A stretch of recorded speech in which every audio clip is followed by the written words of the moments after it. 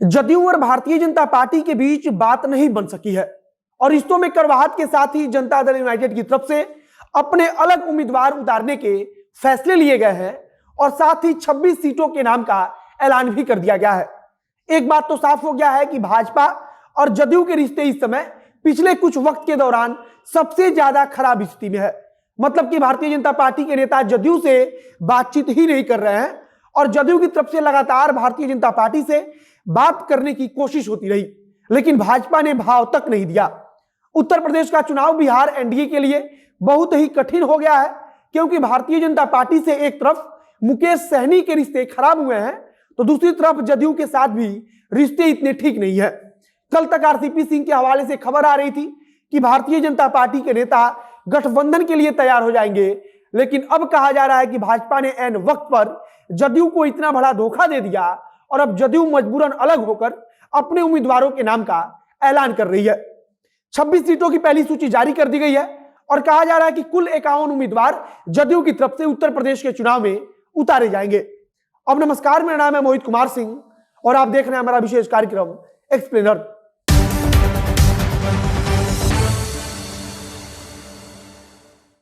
Janata Dal United और Bharatiya Janata party का गठबंधन उत्तर प्रदेश के अंदर टूट चुका है और बिहार में तमाम शिकायतों के बावजूद अभी तक दोनों पार्टी एक साथ मिलकर सरकार चला रही है।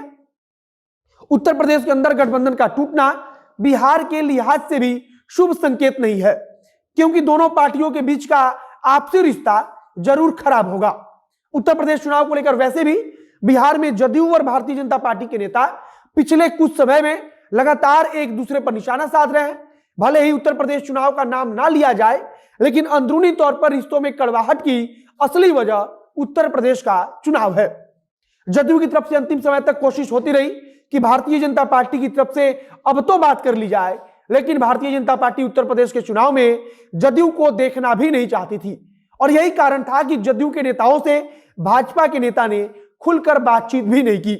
केंद्रीय मंत्री आरसीपी सिंह ना जाने किस आधार पर यह दावा करते रहे कि उत्तर प्रदेश के अंदर भारतीय जनता पार्टी के साथ गठबंधन हो जाएगा, लेकिन बिहार में काम कर रहे जदयू के नेताओं को इस बात का अंदाजा पहले से ही हो गया था कि भारतीय जनता पार्टी उत्तर प्रदेश में जदयू को नहीं पूछने वाली है। केसी त्यागी, जिन्हें उत्तर प्रदेश चुनाव का प्रभारी बनाया गया है, उनकी तरफ से भी कहा गया कि अंतिम समय तक भारतीय जनता पार्टी की तरफ से किसी प्रकार की कोई बातचीत नहीं की गई और हम इंतजार करते रहे, लेकिन अब जदयू की तरफ से अपने उम्मीदवारों की सूची जारी की जा रही है और 51 उम्मीदवारों का चयन कर लिया गया है। जदयू के नेता जो बता रहे हैं उसके मुताबिक जदयू सिर्फ यह खोज रही थी कि भाजपा का कोई नेता आकर उनसे बातचीत करे, लेकिन भारतीय जनता पार्टी ने बिल्कुल भी ध्यान देने की जरूरत नहीं समझी।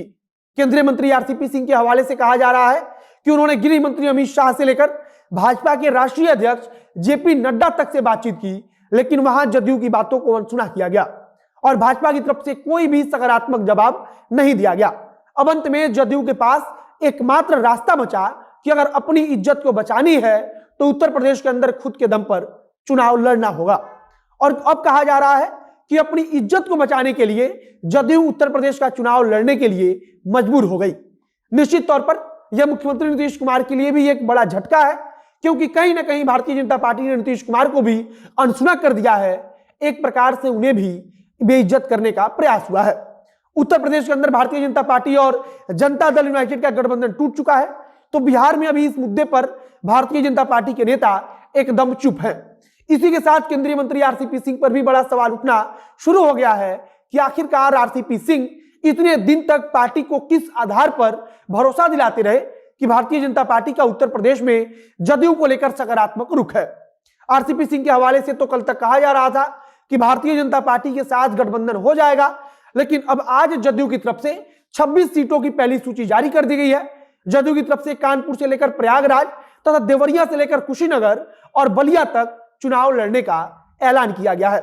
पार्टी 51 सीटों पर उम्मीदवार का चयन कर चुकी है और बाकी सीटों पर भी उम्मीदवारों के चयन को लेकर बातचीत चल रही है।